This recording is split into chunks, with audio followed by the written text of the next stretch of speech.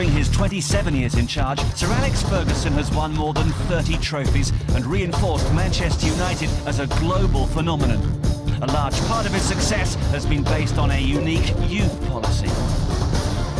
It's seen him become the most successful manager in the history of the Premier League, a run unlikely to be repeated anywhere in the world.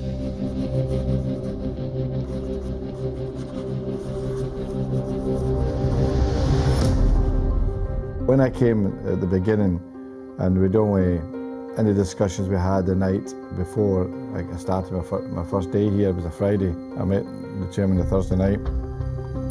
There was never any dialogue in a sense of how I was going to approach the job, what my assets, what did I believe in. I think it was more that, you know, we've got a difficult job here, we're second bottom in the league, and we've got some players injured, we've got Oxford on Saturday, and all the conversation really was built around that. I think the reason they maybe were attracted to me as manager is the job I did at Aberdeen, obviously. And in Aberdeen, I did exactly the same as I did at United. I built a football club, and we had a great youth system at Aberdeen. And we brought young players through continuously. And that was part of the success of the club. So without even speaking to Martin Edwards about my plans, that wasn't a plan. I didn't know what the youth system was like here at United when I first arrived. I had to find that out, obviously.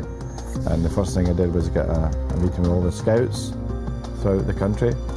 And I told them exactly what I intended to do and how we were going to go about it and what I expected of them. Bobby recommended a lad for as my chief scout, and he was a local lad, Les Kershaw. And Les is actually a professor of I think it's chemistry from Manchester University, but his real bent in life is football, and he did fantastic work. Talks a lot, but unbelievable energy, and you could see him in a parent's house. He'd talk until they give in, till they surrendered. That was a fantastic quality he had. He'd phone me on a Sunday night about 6. I'd be there at about 8:30 when I still on the phone, and Cathy said, the minute you try to interrupt, he accelerate. He's talking with accelerate, you go quicker. Oh, he was incredible, but he was a fantastic addition to the club. And the next year, we took on Brian Kidd, who played for the club, and he knew all the school teachers in Manchester area. So we were able to form alliances with a lot of the school teachers in the Manchester area. And that was an important step forward, because not only were we covering the whole of England, and the whole of Britain actually for that matter, we're also covering the local area. We're bringing boys in from everywhere. The scouts set about their jobs very well, and by doing that, the message got across to the board what my long-term view was. They had to build a football club, we had to build it through young people. And Bobby Charlton in particular was a great supporter, he was fantastic. When we signed young Ryan, at 14 years of age, I said to Bobby, you need to come down and see this kid. I said, he's unbelievable. And I'm standing there and I'm watching the game, and Bobby's walking across, and as just as they get to me, Ryan's been on the ball about 20 times, and he's walked from the pavilion area over to the pitch. He says, that must be him here, there. He knew right away, because, well, Ryan stood out. He was a little terrier chasing a bit of silver paper in the wind. His head was up and he's off the ground and floating about the place. And that support from what Bobby gave, and Martin Edwards also, that everyone would try to achieve on the youth side was always supported. There's a consistency in how we go about our jobs here. And I think consistency and experience then gives them quite an advantage in terms of dealing with all the different aspects of young people today. In some cases it's not always easy, you know, that you have kids from maybe broken homes. We get a lot of that nowadays. You know, that the father and mother have split up, so you have to deal with both sides of it. But there's also that development of the character which you have to go through, and to get them to understand that football's not an easy job. You know, it's a commitment, and it has to be done 100%. You can't do it part-time at this club. So therefore the message gets across quite well. I think also which we do well is we get the parents in to get them to understand how well they can trust us with their kids, and we have that quite well in place.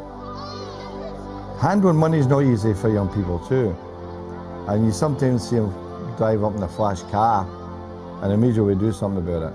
We don't like to see them come up in flash cars. There's girlfriends that come into their lives, of course. Drink can be a problem, the dangers of drugs, all these things that young people from 16 to 19 have to experience. You know, it happens. There's certain side attractions of being a footballer. So there's a lot of things, small things we do in terms of trying to get them through that period from 16 to 19 where there's attractions for them.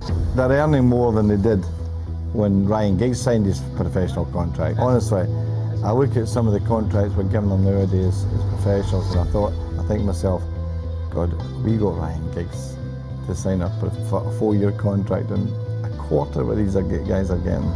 And today, you're talking about different figures altogether, of course. So it's in their interests and their responsibility to make sure they're in good condition so they can last to their 30s. You look at Ryan, 38, Paul Scholes playing at 37. They did that because they looked after themselves. They gave themselves the best chance they possibly could by looking after themselves so they could play at the highest level. When I started as a coach, before they started talking about diets and all this, I used to take my team at East Dillon for lunch, and all I would give them was 2 slices of lemon sole, toast and honey. They used to go crazy. Because when I was a player, they used to give you fillet steaks or steak pie and things like this, but 10 potatoes and treacle sponge for your dessert, and then you're expected you couldn't play football, you know. So when I get married, I always remember, I was always best when I went on lemon sole on a Friday and a Saturday. Just lemon sole, toast and honey. So my wife, Kathy, used to do that all the time for me, and I felt fit as a flea. So when I became a manager, I said to myself, what they eat before the game is as important as what happens during the game. And I did that, and at Aberdeen I did exactly the same. At United, of course, advanced with sports science and nutritional experts that we have here at the Carrington takes care of that. I don't need to worry about that now.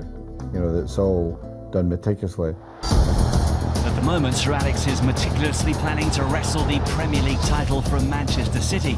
United are 9 points clear, haven't lost in the league since mid-November, and have dropped just 4 points in 13 unbeaten matches. Adamant about his youth policy, Fergie is also resolute about what creates a winning team.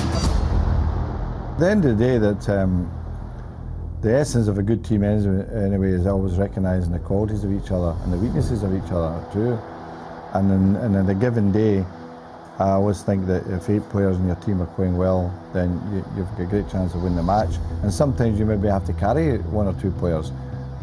It's a fact that to ask or to expect that a footballer in today's world can play, say, 50 games a season at 100% correct is impossible. There has to be off days and bad days, and that's the essence of teamwork. They all pull together, and it becomes a team thing then.